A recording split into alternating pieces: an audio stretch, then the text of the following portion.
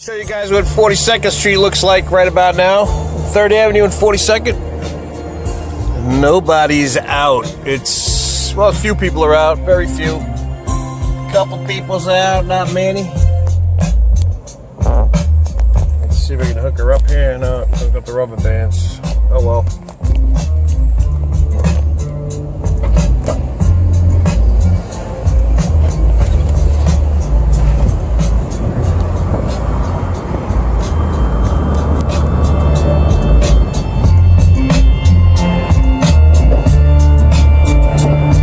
Grand Central Station here.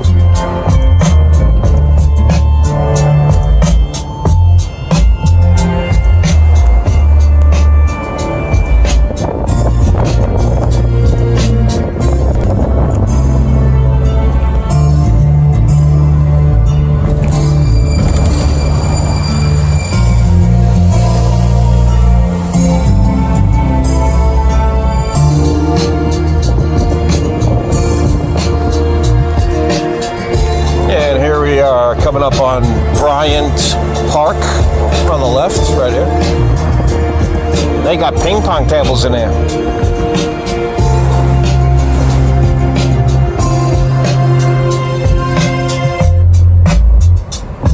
It's so deserted. I've never seen New York like this deserted. And it's only 11 o'clock. I mean, like 11 o'clock on a Sunday night or a Saturday night, or it's usually full of people around here. Now it's, I mean, look, there's nothing. It's like, oh my God, it's weird. It's so weird. Times Square with no people in it.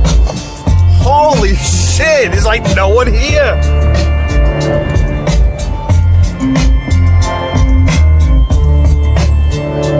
Hey, where's my store? Oh, it's not here.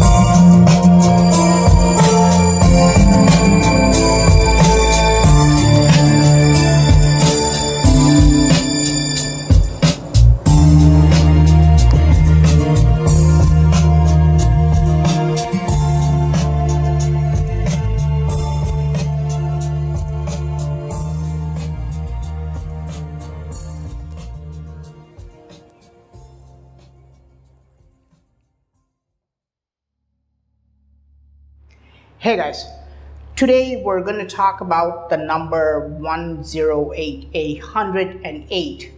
Now this is a very sacred number in Hinduism. If you're a Hindu, you already know that, this appears over and over in your life, But if you're a Westerner or if you come from another religion, the use of the number 108 in Hinduism is just everywhere.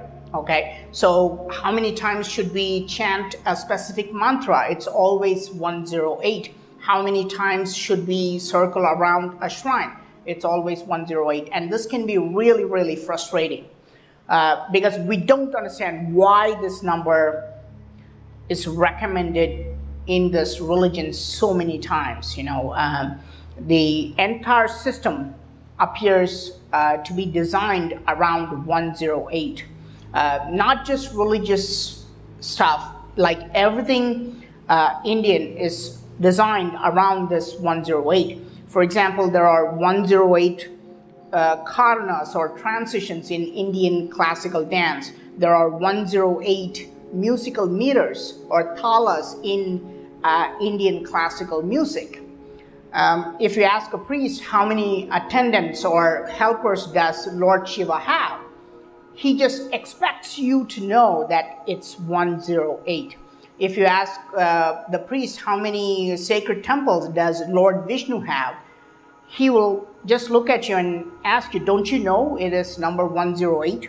And this can be very frustrating when you're a kid growing up as a Hindu. This can be very frustrating because they don't tell you why this number 108 is so important.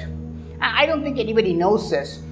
Now, if you ask mainstream experts, even mainstream religious experts, even the mainstream religious experts in Hinduism, if you ask what is the obsession with the number 108 in ancient times, they will simply come up with a shallow answer. Like they will usually say, well, all religions were obsessed with some number. For example, Christianity was obsessed with the number 3 because, the Trinity and all that stuff. And so a random number was picked in Hinduism and they, assigned various things to this number. Now, this is the typical explanation that you will get. But there are deeper meanings to this number. This is not a natural number.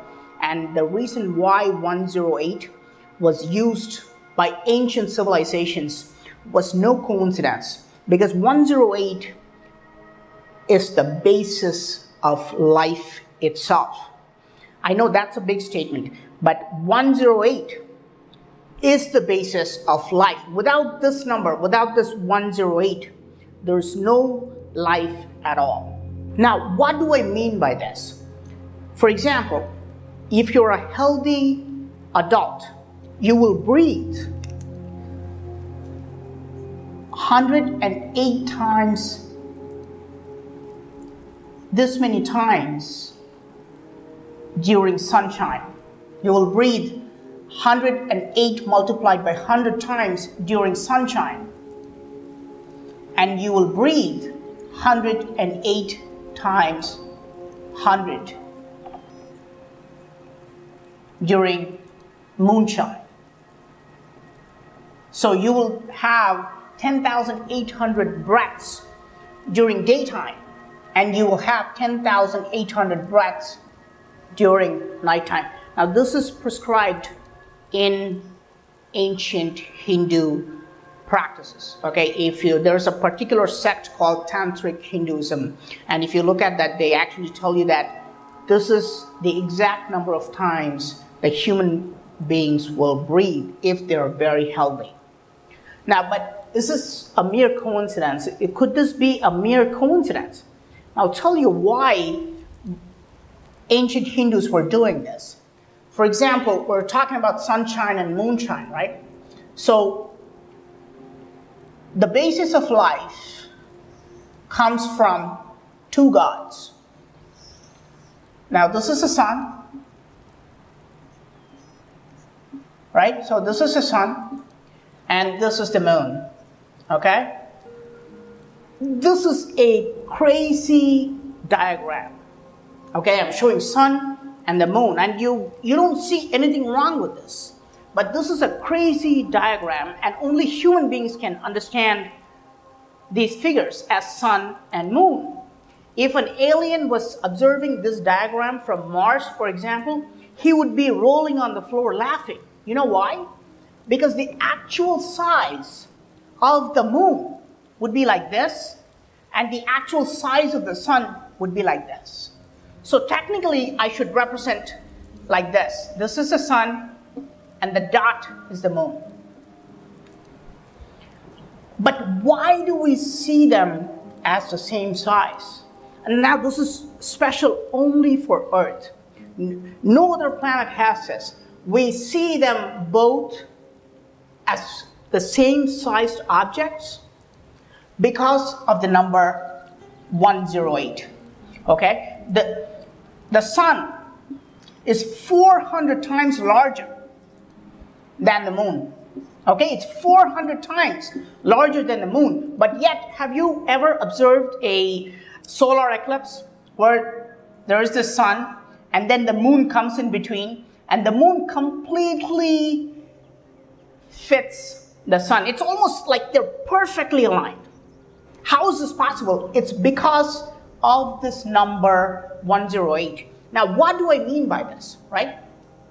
Okay, so let's look at our solar system, and then let's look at a few things, right? One is this, there's a sun like this is the sun, and this is let's say the Earth's orbit, nothing is drawn to scale, guys, okay? By the way, and please give me some slack because I'm doing it on the fly. I'm gonna make some mistakes and give me like a 2% error margin, okay? Please, okay? Because I'm just, thinking on the fly. There's no script here. So here's the sun, and here's the Earth, and there's this moon coming around, right? Now, this is really how they would both look, but from the Earth, they look the same. Why? Because the distance between Earth and sun, this distance divided by the diameter of the sun divided by this diameter is 108. Okay? And you may think, well, that's fine. That could be a coincidence. No, remember, we're talking about why the moon appears the same size as the sun. It appears the same because the distance between the Earth and moon and the diameter of the moon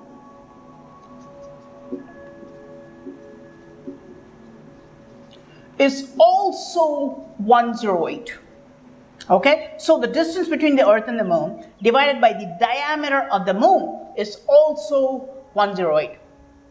Now, this is the only reason why we see both of them the same size. Okay, and this is the reason why we have 12 hours of sunshine and 12 hours of moonshine. Okay, so we have established that this ratio and this ratio. Now, I just want you to know that if you come back and say, no, this is like the current distance between Earth and Sun is, this ratio is 109, you would be right, okay? Because this is an elliptical orbit and this number fluctuates. But if you look at the mean value, that would be 108. And remember, I told you to give me a 2% error margin, okay? Because exact science is not exact science, okay? Now, we have established that 108 is an important number, right? 108, it's a freaky coincidence. If you're not a believer in God and all that stuff, this is a freaky coincidence to have. And this is the only reason why both these things appear the same size, okay? Otherwise, we would have to show it like this. But why is this important? Why do they have to appear the same size? The only reason life exists on Earth is because they're of the same size to us. Because they're designed in a way that they appear the same size to us. This is the only reason that life exists on planet Earth. I know this is a big statement, but let me clarify that. Is sun really important for life? I don't think we can argue this point, okay? I think everybody would absolutely agree with me that sun is very important for life to exist. Without the sun, forget human beings and animals, even plants, most plants cannot exist. And then the sun has to be in this size, in this distance to us, in this ratio, which makes us lucky enough that we're not too hot or too cold, okay? So this is absolutely important that the sun is in this ratio, and it is the basis of life. Now, and you may say, well, what about the moon? We're going to talk about that, but let me clear this board. Now, is the moon really important for life to exist? What happens if the moon just vanishes one day? Would life no longer exist? The moon is very, very important for life to exist. Now let's look at this. The moon takes about 28 days to go around the Earth, okay? So this is called illumination. It's about approximately 28 days. A healthy woman would have the exact reproductive cycle as a moon. Okay? And this is not a coincidence. If a woman gets pregnant, for example, she would deliver a baby after 28 into 10 times. Okay, so this is called a gestation period, the time period for which any animal, becomes pregnant and delivers a baby. From the, the conception to the deliverance, this time is 10 times the lunation period for humans. Okay, and not just for humans. If you really look at all domestic animals, for example, a cow, that's 280 days. Okay, it's the same as human beings. And there are deeper implications to this, why the Hindus think the cow is sacred and all that stuff. But it also follows, the most important part that you should know is that it's very much dependent on the moon. Okay, dogs, for example, dogs and cats, it would be 28 times 2. It would be 56 days. Okay, I know modern science will give you some random number like, like 48 to 64 days or something like that. But according to ancient Hinduism, these are the numbers, and these are still pretty accurate. Okay, so you can understand the connection between the moon and reproduction. Now remember, without reproduction, no life can exist, and the moon is the basis of reproduction. Okay, there is a reason why nightclubs are nightclubs. Okay, why they don't open during daytime. Now, is there scientific evidence to prove this? Now, scientists have tested some marine animals, like marine worms, for example, and when they stopped exposing them to moonlight, the worms just completely lost interest in mating. They wouldn't mate at all. So they would just, that entire species could just die if there's no moonlight. So there's actual evidence that without the moon, there is no life, there is no reproduction possible. Well, it could be possible for a short period of time, but over a longer period of time, life would not exist without the moon. I know that the moon plays a significant part, and it's not just because we have a moon, it's because the moon is of the certain size to Earth, and it's because it takes us 28 days. I've seen the moon play an important role in human reproductive cycle because to siddhas, who are saints as well as doctors, there would be patients coming who had problem with irregular menstrual cycles.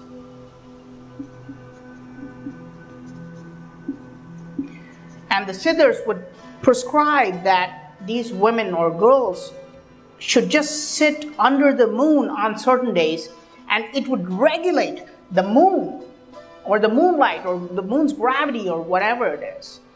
It would regulate their cycles to 28 days. So this is very interesting to understand, and I believe that we still have a long way to go in understanding why the moon affects the reproductive cycles and the fertility, not only in human beings but also in marine animals and all animals, really, because otherwise you cannot have this kind of gestation period which follows the lunation period, the 28 days of going around the Earth. Now, let's look at the moon in a totally different angle. Now we are looking at it in the perspective of how moon affects reproduction and fertility. But let's look at it purely from a physical point of view and see why this 108 is important, okay? Now, what happens if the moon just suddenly disappears? So here's the moon, right? And I told you about this 108. Now, what happens if the moon just suddenly disappears from the Earth? Okay, the moon just one day you wake up, the moon is gone. What would happen? Now, first of all, human beings would become lunatics, okay? Interesting word because it comes from moon, luna.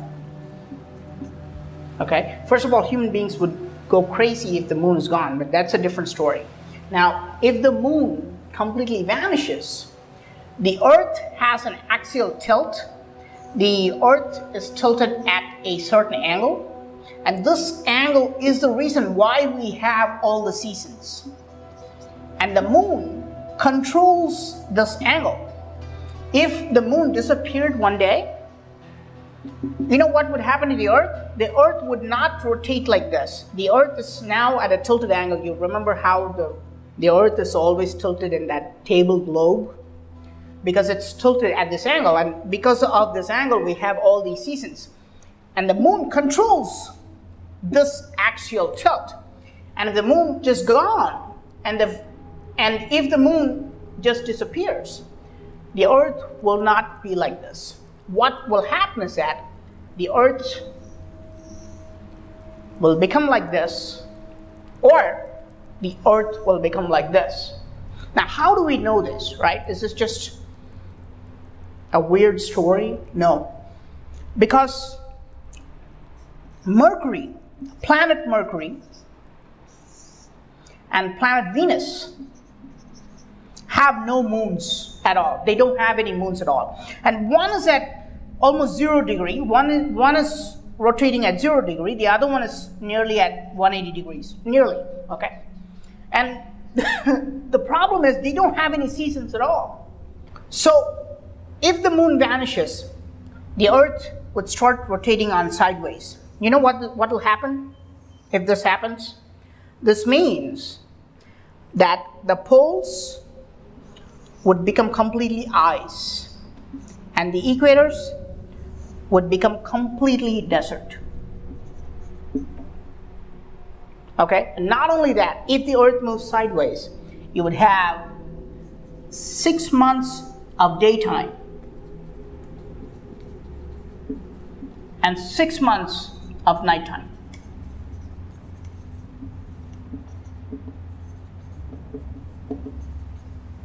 This is how your 1 year would look. You would have 6 months of daytime and you would have 6 months of nighttime. And this is how important the moon, and the moon has to be in this particular size and distance to make sure the earth is like this, okay? Now, let's assume, and this is an important question to ask, right? Let's assume that the moon doesn't vanish, because we're not talking about whether we should have a moon or not. We're talking about the importance of 108 and why it's repeatedly being used in Hinduism. What if the moon does not follow this number? It just moves a little bit, right? Maybe 10%.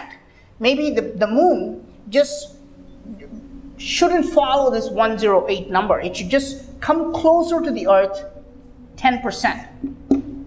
Okay? Imagine that God becomes Jim Carrey in that movie Bruce Almighty, where he pulls the moon closer. What would happen? Imagine you had the power to do it. You just pull the moon closer so you impress your girlfriend. Because remember, the moon affects the tides. If the moon just came 10% closer, there would be tsunamis everywhere. It would be a disaster. I know this works great on movies, right? But if the moon did not follow this 108 and it just went 10% closer, the earth would completely have tsunamis all over, completely destroying the entire planet. Now, think about what that could do to the human body, because 80% of the human body is water. Okay, just think about it. I don't know, but I think the effect could be devastating. Now, what if the moon didn't come closer, but pushed farther? Okay? We don't have to follow this 108 ratio. Maybe the coming closer is not a good idea. But what about if the moon went a little bit farther out, right? What would happen? We're going to find out. Let me clear the board. Okay, so we realize that if the moon comes closer to the earth, there would be tsunamis everywhere destroying, the planet. What would happen if the moon just was moved a little bit farther out, right? A little bit farther, maybe not that much, but just deviate 10% from this ratio, just 10% farther out. You know what would happen? The Earth would wobble like a top. The Earth would wobble like a spinning top. It would just wobble, okay? Now it's tilting at a certain angle and it's relatively steady. There is a little bit of wobble, but it's relatively steady. But if our moon goes farther out, it would start to wobble. It would just wobble at this angle and then this angle. And then you know what happens next? The polar ice would drift to the equator and then destroy everything. The ice from the poles would just drift to the equator, completely destroying the planet. This is a weird thing to say. Now, is there scientific evidence to back this up? This is exactly what happened in planet Mars. Okay, Mars has 2 moons. It's lucky. Just think about it. If you lived in Mars, it would be pretty cool because you would have 2 moons. Now, the problem is they're not following this 1:8 ratio. Okay, these are smaller, or the other way is to say this is these are a little bit farther out from the planet, and because of this distance, they're not able to regulate the axial tilt of Mars. The moons are not good enough because they're not following this ratio. So they're not able to regulate this axial tilt. So the Mars wobbles so much that it did happen. The ice actually drifted from the poles to the equator, destroying Mars. Okay? So this is why the moon has to follow 1:8 ratio. And the sun, I don't think this is a big argument because it's very simple to understand. The sun has to be at a certain size, at a certain distance from the earth to make sure that the earth is not too hot or too cold. So, and this is why 1:8 is such an important number. It's so important because if you deviate from this just 2%, there is no life. Okay? Not just human life, all life gets destroyed if this number is violated. This is why 1:8 is so important in Hinduism. But if you go deep into the hills of Sadragiri, I've seen siddhas worship a strange lingam. The lingam has 5 facets. It looks like this, and it's like the normal public don't even know where this lingam is. It's in very remote places. It's almost inaccessible. They have a lingam. Now this is how you would see it, but if you go to the top, you would see it like this because it has 5 facets. Okay, 1, 2, 3, 4, 5. It has 5 sides. This is sometimes called a Panchamukha Linga. They just call it Panjalingam. And the beauty of this is that the angle between 2 sides would be 108 degrees. And this is considered a very sacred lingam. I've never seen this lingam being worshipped anywhere else. I've shown you so many types of lingams. I think I even showed you one with 16 sides. But of course I cannot photograph, these lingams. I mean, I cannot photograph the siddhas, and that's a different story. But I've shown you the 16 faceted lingams, and I've shown you lingams with 4 sides, even maybe 8 sides. but this is a very, very sacred lingam with special powers. And the angle between them is 108. Oh, all pentagons. Okay. Sorry, my pentagon looks so bad, but all pentagons will have 108 between two sides.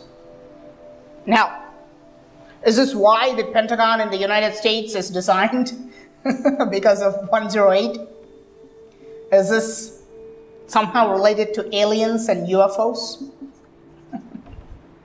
I don't know. You think about it, because I'm not going to get this video deleted from YouTube, at least for a while. We'll let that stay for like a couple of days. Okay.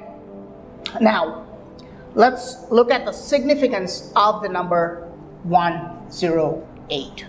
Is 1 to the power of 1 multiplied by 2 to the power of 2 multiplied by 3 to the power of 3. Okay, so this is 108. All right. Now you can tell right away that these are not just coincidences. Okay, I'm not making this up. This is a divine number. This is the number that designs everything.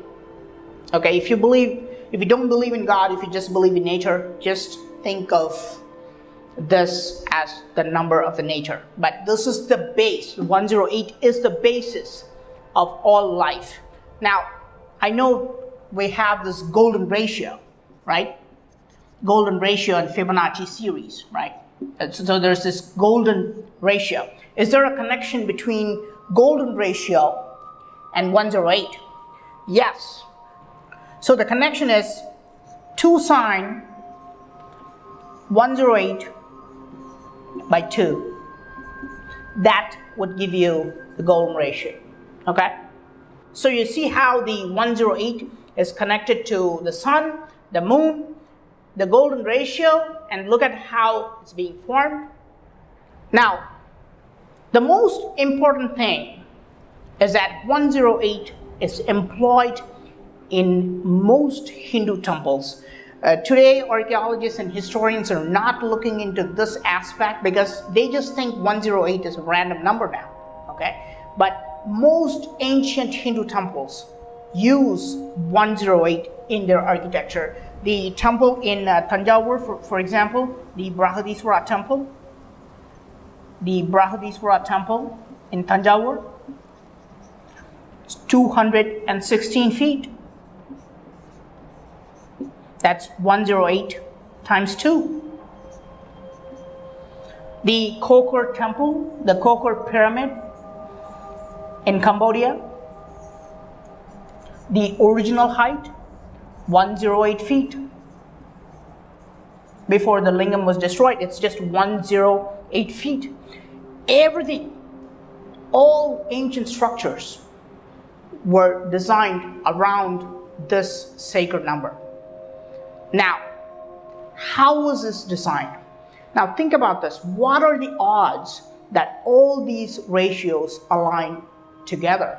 What are the odds that the ratio between the sun, the moon, and all these numbers have to be aligned naturally? Okay? And how can it be connected to the golden ratio? Is this all a mere coincidence?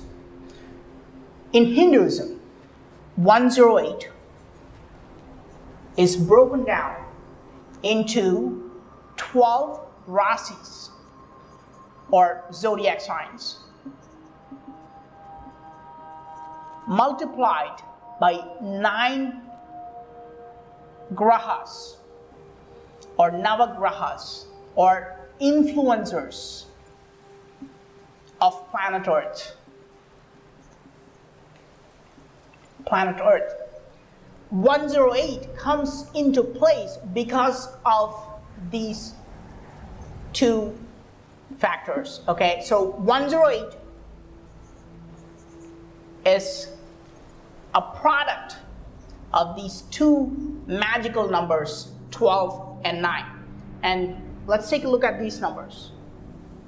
Now let's look at the number 9. Now this is a very interesting number. is very important in Hinduism. We have Navagrahas, which are 9 factors which affect planet Earth. In Indian astrology, we have Navaratnas, which are 9 jewels. The number 9 appears everywhere. For example, there are 18 chapters in Bhagavad Gita.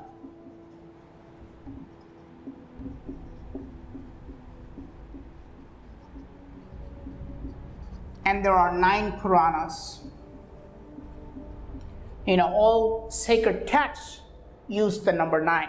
But 9 has some really weird properties. Remember when you were a kid how you used to write 9 tables? Now, 9 times 1, this is 9. 9 times 2, this is 18. 9 times 3, this is 27. Now suddenly you start recognizing a pattern, right? Look at this. Now let's say this is 0. 0, 1, 2, so 1, 2, and then 9, 8, 7. So now all you have to do, 0, 1, 2, 3, 4, 5, 6, 7, 8, 9, right? And then here, 9, 8, 7, 6, 5, 4, 3, 2, 1, 0. Now this was your tables. 9 times 4 is 36, 9 times 5 is 45, 9 times 6 is 54. There's another interesting way to do this, which is you just have to write till 9 times 5. This is 45. Now you just have to reverse the numbers. So it would be 54. 9 times 6 is 54. 9 times 7 would be 63.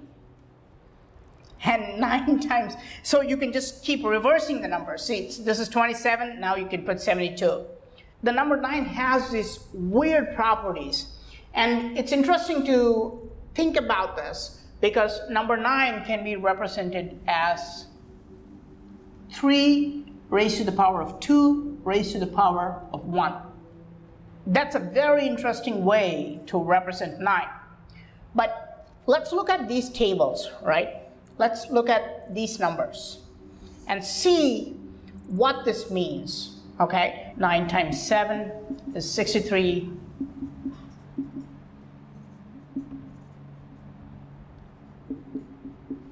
And 9 times 11, that's 99, am I right? And then 9 times 12, that is our divine number 108, correct? Now, the human heart is based on these numbers. If you're a healthy adult, your heart would beat 72 beats a minute. Your heart actually follows this pattern. Now, if you just skip this and if you reach this level, you would reach a very slow rate. This is called bradycardia. This is a dangerous level. If you do deep meditation, very deep meditation for more than like 2 hours, you can literally slow your heart down to like this level. Okay, but it's kind of dangerous to get your heart to this level. Now, if your heart goes to this level, 99, then it's become dangerously high. This is called tachycardia. Now, if you're a cardiologist or if you're a doctor, you can say, well, no, the tachycardia levels starts from 100 beats a minute. This is the current. Modern medicine practices this, not 99. But let me tell you, you're not going to send a patient home because his beat is 99 beats a minute. It's still 99. So your heart basically follows this pattern of 72 beats. Now this would be your normal, okay?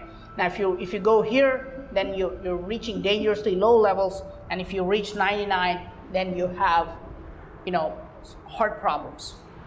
Okay, so this is how 9 is connected to the human body, but let's go the whole 9 yards, right? Let's go to angles, because the number 9 has a very unique property, okay? So if you add these numbers, for example, 0 plus 9, that would be 9. If you add 1 plus 8, that would be 9. If you add 2 plus 7, that would be 9. This is a very, very interesting property of 9, because if you look at any tables, right? Let's look at some number that you want to multiply 9 with. You could multiply anything with 9. You can multiply it by 20, for example. This would be 180. Again, this 1 plus 8 plus 0, that would be 9. You can multiply any number. You can multiply a long number with 9, and you can still add everything together and you would still get 9. This is a weird property of 9, and this plays a huge part in geometry, because a circle, if you look at the angles, this is 360 degrees, right? 3 plus 6 is 9. Now if you look at, let's say, a triangle, okay, this is an equilateral triangle, 60 degrees, 60 degrees, 60 degrees, 60 plus 60 plus 60, 180, 1 plus 8 plus 0, that's 9. Now if you take a square, for example, okay, 90, 90, 90, 90. Now 90 plus 90 plus 90 plus 90, that's 360. 3 plus 6 plus 0, that's 9. Okay, now one last, I don't want to go indefinitely, it would still give you the number 9. I don't want to go indefinitely, but remember I showed you this Panchalingam, right? 108, 108, 108, 108, 5 times, right? 108 times 5, that would be 540. 5 plus 4 plus 0, that's also 9. This is what makes 9 a divine number, and this is why it's so much used in geometry. 9 is very important in sacred geometry, okay? Let me clear this board, and I'm going to show you a little bit more about 9. Now, remember we talk about angles, right? So 360 degrees. If you look at, this is the entire 360, right? 360 degrees. Now, each degree is split into 60 minutes. Okay, we're talking about angles here. Now, and each minute, now if you think of this as 1 degree, it can be split into 60 minutes, and then 1 minute is divided into 60 seconds. Okay, now, so what is this 360 degrees? Now 360 degrees would be how many minutes? Now you have to multiply this by 60, right? I think it gives out 216, something like that, 21,060. Am I right? 6, 6 are 36, 3, 18, 21. Yeah, so this is 21,600 minutes. Okay, now again, you recognize this number, 216, a sacred number.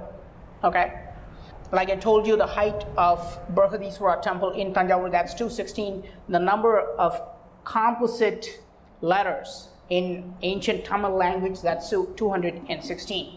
Now again, if you add 2 plus 1 plus 6, that would also be 9. Now 21,600 divided by 108, I'll give you 200. Perfectly divisible, okay? Now let's go further, right? We're looking at minutes. This is how many minutes there are. Now if we look at the number of seconds, this should be a big number, okay? Now, the number of seconds in an entire 360 should be 1,296,000. This is what we have. This is a very small, split of this 316. Again, 1 plus 2 plus 9 plus 6. What does that give you? 3 plus 9, that's 12. 12 plus 6, that's 18. 1 plus 8, that is 9. Okay? Again, this number is also divisible by the sacred number 108. So that should give you about 12,000. So you see, perfectly divisible. Okay? Perfectly. So you see how 108, the number 9, and all this are very important for any type of geometry. Okay? The number 9.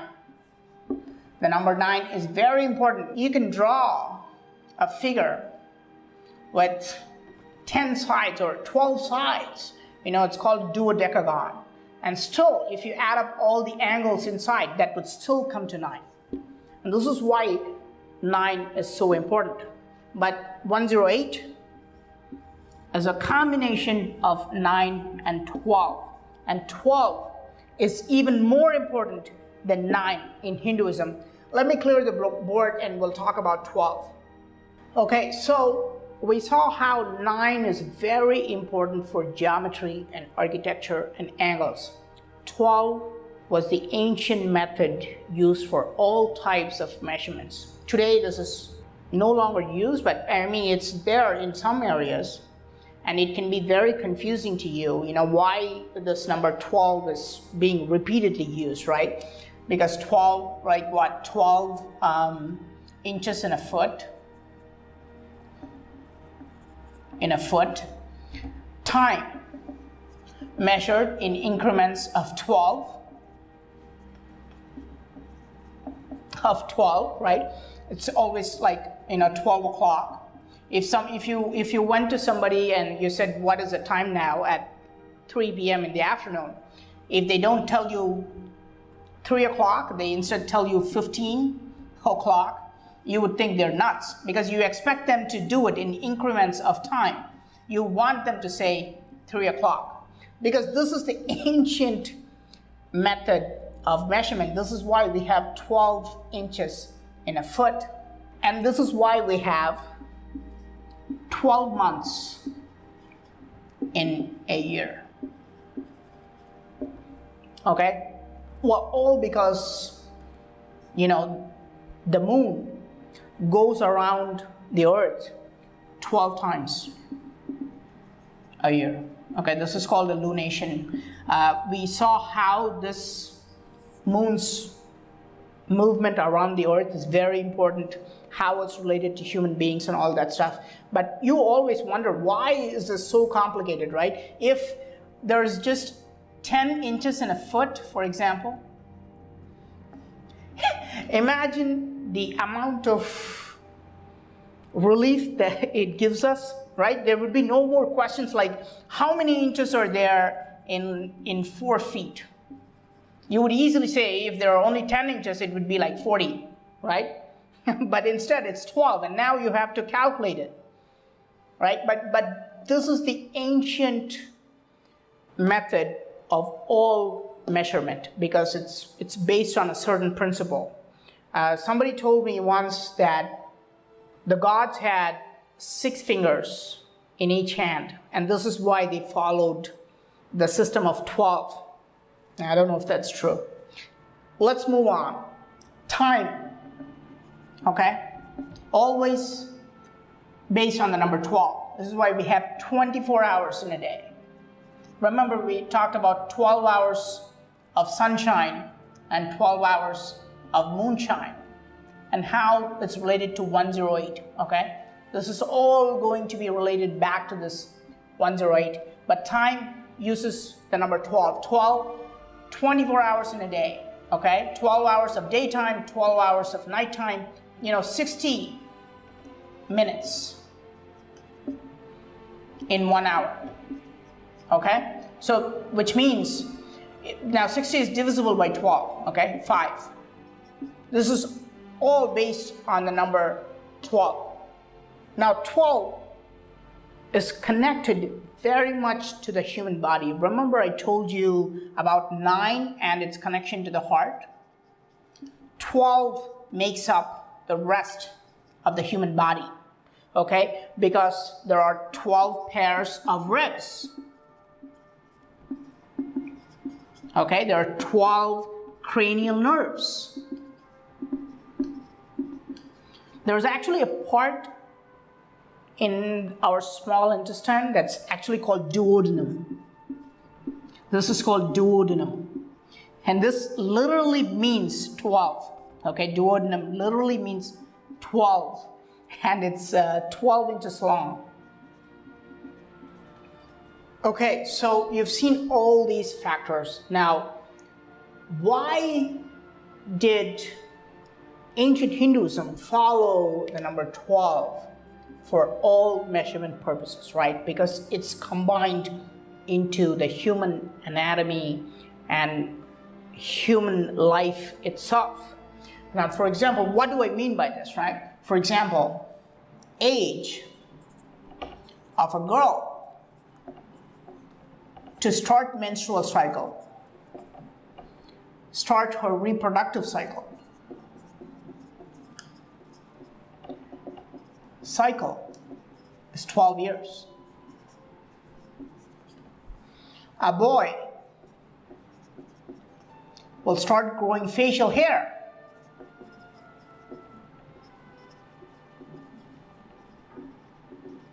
at 12 years. At 12 years, both the boys and girls would have lost all their baby teeth and they would have full set of adult teeth. And this is why the boys and girls cease to become boys and girls and they start becoming adults. Now then and after 12, they enter their teens, they start becoming adolescent. This was the natural way of measurement. This was the ancient way of measurement. Now this is why it follows all this system.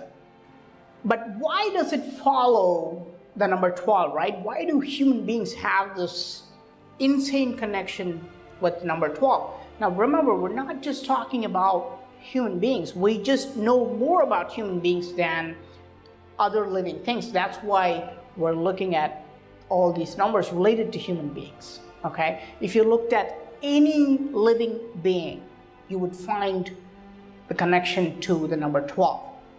Because living beings, all living things, are made of carbon. And the atomic mass of carbon is 12, okay?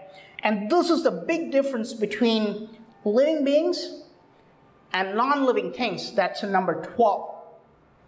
And now, an average human would consume about 1,200 kilocalories every 12 hours. Okay? The other way to say this is that's about 120 watts of power every day. You see how it's all related to the number 12? Now remember how we talked about 108 times 100 breaths every 12 hours? This is all related to this, okay? The number 12, number 108, number 9. They're all related. Now let me clear this board and let's take a deeper look at number 12 and Hinduism. Okay, so the number 12 in Hinduism, right? 12 Jyotirlingas. A special type of linga. Jyotirlinga is a special type of self-made linga. It's very rare. We have 12 of them. 12 petals in the heart chakra.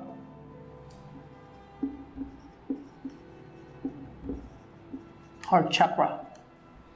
Now remember, all these things not only belong to Hinduism. Today we call it Hinduism. Back then, thousands of years ago, it was called Sanatana Dharma. The same way of life existed all around the world. Okay, all ancient civilizations followed this pattern. And when newer religions were formed, like for example, Christianity, we can talk about how when Christianity was created, they took the Jews and incorporated into their books. This is why, there are many ancient secrets hidden in the Bible. Now, Jesus has 12 apostles, right?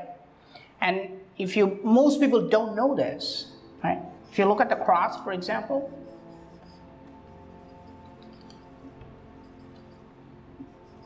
this has 12 corners.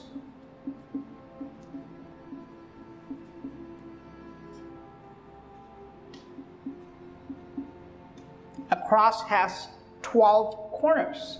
Okay, I know this is a symbol of his sacrifice, but the cross existed as a sacred symbol much before the time of Jesus Christ itself. It was not only a sacred symbol, but it was also a secret symbol of 12.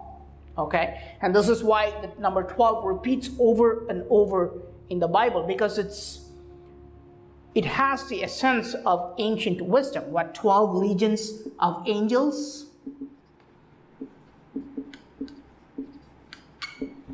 Right? 12 tribes mentioned.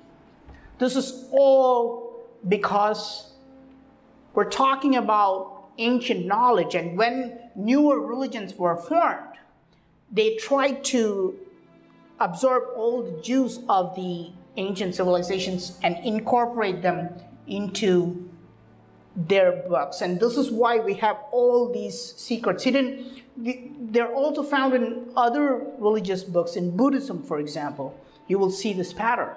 And this is why the number 12 is used in Christianity so much. 12 baskets of food.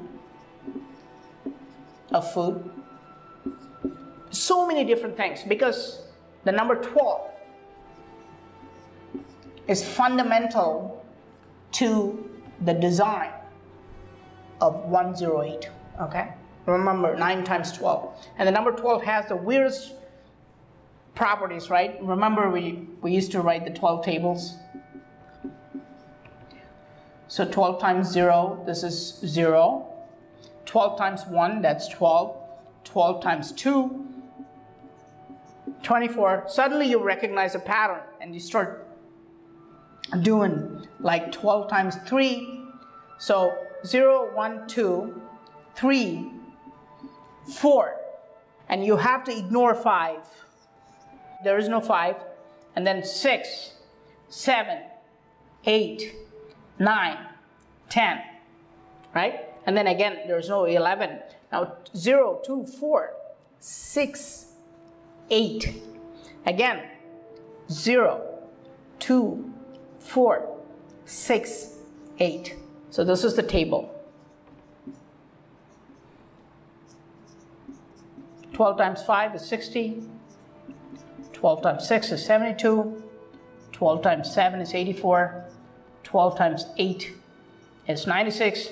And 12 times 9 is 108. Okay, that's 12 times 9 gives you 108. So now you understand why 108 is just repeated over and over and over in Hinduism. Next time when somebody asks you why 108 is so important, you know that without 108, we wouldn't be here. This is just how the gods designed this. You can say how the nature designed it, but without 108, we would not be here. And that's just a fact. And that's why 108 is used so much in ancient Hinduism. I hope you liked this video. I am Praveen Mohan. Thanks a lot for watching. Don't forget to subscribe if you like the video. Please do share this video with your friends. I will talk to you soon.